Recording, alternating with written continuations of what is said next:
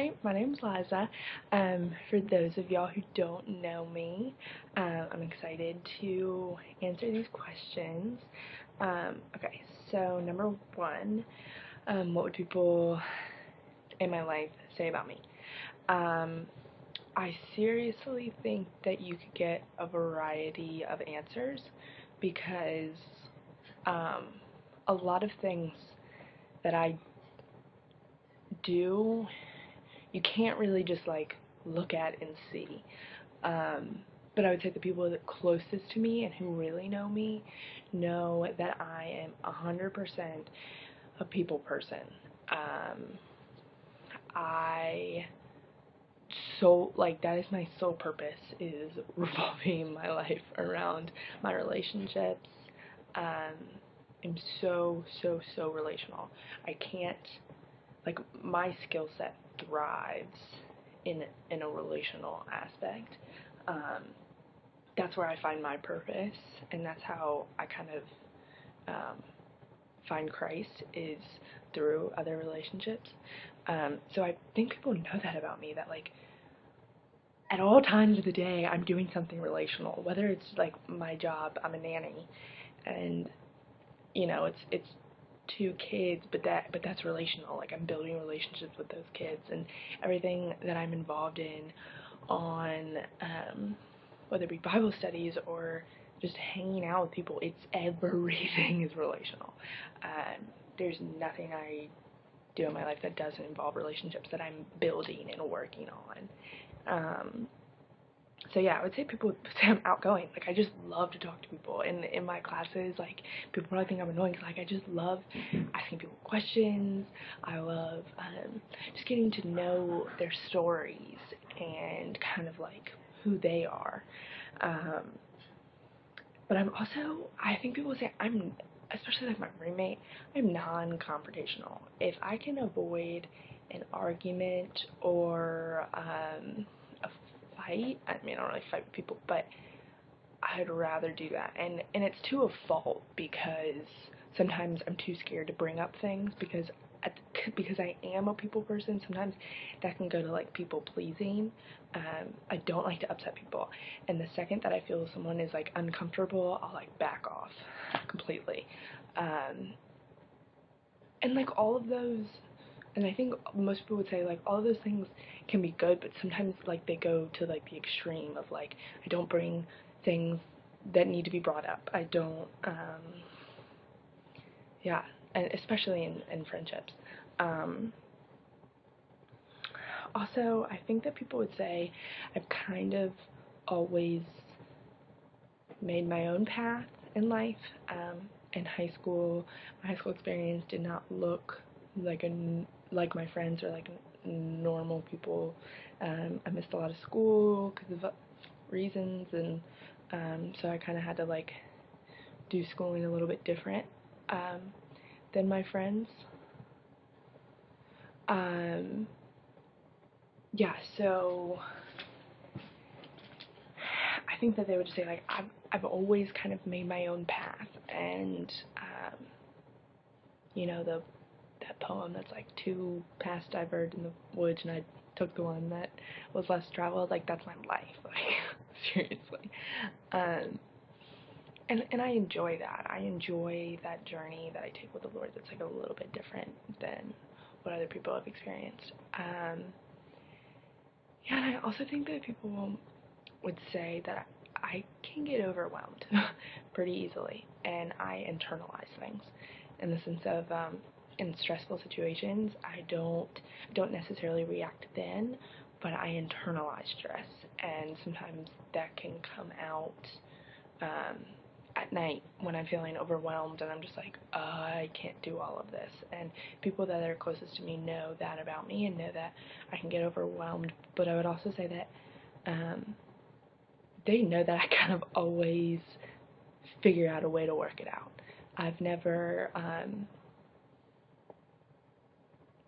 like not completed something because I've been overwhelmed. It's just kind of an obstacle that I have to overcome, and I have to learn my boundaries and my limits. And since I am extroverted, I still need that alone time to refuel, and so I think people know that about me. And I also think that people would say I'm a little bit of an approval seeker. I like to know if I'm doing a good job. That is just kind of how I work on words of encouragement. My boss would definitely, well, she probably actually doesn't know that about me, but if she took the time, she would know that, like, as long, like, if you tell me what's expected of me, I'll do it. And if you tell me I'm doing a good job, it's gonna push me more. And if you tell me I need to work on something, I'll take it and I'll do it and I'll work on it until, like, I think that I'm meeting a certain mark. And again, this kind of way of thinking and how I am, it can be good and bad, because sometimes it's too much. Sometimes I'm putting too much of my own identity on what other people think and if they approve and whatnot. So all of these things about me kind of come with, like, their like the good and the bad of it, their faults and things that actually do help me. So for the second question, pretty much, why do I want to do this? Like, what am I going to get out of it? I think that I mean, to be honest, like, I really just want to just dive headfirst into full-time ministry.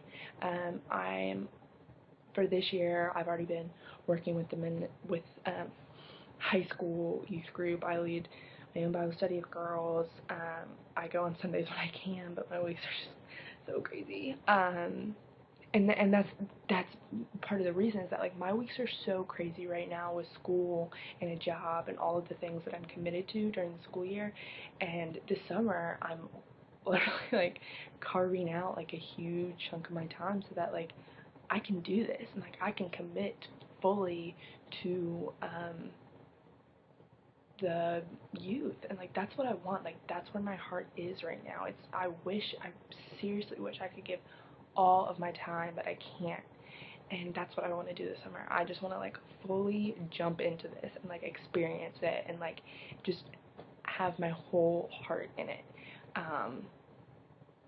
because I love it. Like, especially with my Bible study of girls, like, it's not about the Bible study. It's not about me, like, sitting there trying to, like, help them understand the Bible. It's like the conversations on the way when I'm taking them home after Bible study that I have with them, that I'm like, this is why I do Bible study. This is why, because I connect with these girls and I love them, and I feel like they're starting to trust me and trust that in like a confidentiality kind of definition, and the trust of just, like, hey, Liza wants the best for me, and she's not judging me, you know, she's been through what I've been through, and this is awesome just to have somebody just to listen to me. And, like, that's what I want. Sometimes I know that I don't have all the answers, but these girls don't have people to listen to them, you know? Like, sometimes I feel like with their parents, it's like there's like a disconnect, and I feel like when somebody, like a third party, kind of comes in, they feel a little bit more comfortable to share. And I seriously, that's why I want to do it. I just want to have more time to invest in these girls and meet more people and invest in more girls' lives, because I love it. There's not, and I was just telling my friends the other day that this is the first time in my life that I've been working with youth that I feel like I'm doing what the Lord wants me to do. I volunteered with a lot of different ministries, and whether it be like tutoring or when I was in South Africa, like, I volunteered with a lot of different things. I'm not trying to, like, say I've done a lot, but in the sense of every time I was doing that, I never felt a purpose in it. It's just kind of like, I'm doing this just to do it because I feel like I need to, you know, do good works or whatever. But when I'm with the youth and the high schoolers, I'm like, I feel like what God's gifts are, like, coming to life in me. Like, my fruits in the spirit are coming to life when I'm with those girls, and I just want to see that even like bursting. So yeah, that's really why I want to do this, and I expect to grow more, and I expect it to like be hard. That makes sense. And I want it to be hard. I want to be challenged, and because I feel like I'm not even being challenged that much right now, because not enough of my time is in it, and I want that extra like 50% in, and I want to be challenged, and I want to grow, and I want the full experience of it. Okay, so for the last question, have I been encouraged in the last year? I almost read that question. I was like, I'm encouraged every single day of my life. I'm extremely blessed in the sense of I have so many people that are pouring into my life, and I seriously don't know how I even deserve it all. Whether it be my parents, who are incredible and encourage me in every step I've ever taken in my life and don't care that I take a different path, or whether it be the Bible study leaders that that are currently like pouring into me, and it's like people who just take the time to talk to me, and it's kind of like the trickle down effect, and like that's why I want to be a youth leader, because there's been so many people that have encouraged me, and I want to be that to the youth. So yeah, but if I had to pick, I've read lots of good books, but I would say the number one person who has encouraged me in the last year is my sister.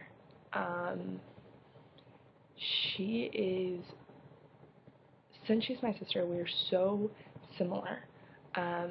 And since she's older, she's like walked the path before me, and she encourages me on like a whole new level, because she knows me. She knows every little thing about me.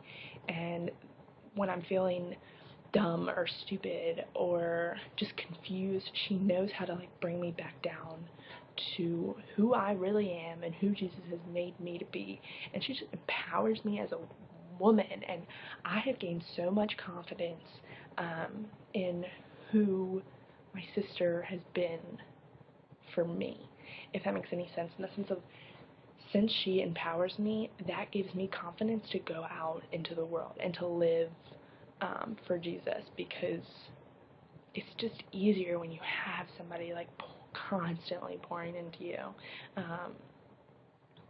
So yeah, that's kind of it. I hope I answered the questions. I know that I can go on tangents, but yeah, so thanks for listening. Bye.